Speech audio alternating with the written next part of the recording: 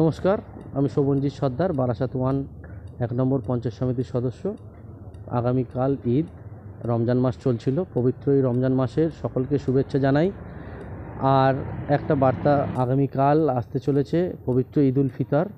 সকলকে জানাবো যে আপনারা সুখে শান্তিতে সুষ্ঠুভাবে, ছোট ভাইরা যারা বাইক টাইক চালাও তারা সাবধানে বেরোবে। সকলকে এইটাই বার্তা দেব যে আপনারা পবিত্র ঈদ, আমিও যাব, কালকে ঈদের নেমন্তন্নও আছে অনেক জায়গায়, আমরাও থাকব। ঈদের আমাদের অনেক বন্ধুবান্ধব আছে যেখানে আমাদের যেতে হয়।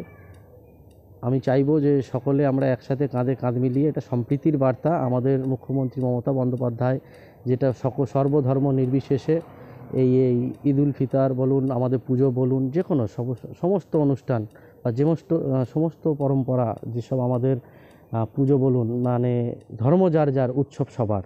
আমি চাইবো সকলে ভালো থাকুন, সুস্থ থাকুন, আর আগামী দিন শুভ হোক। ধন্যবাদ।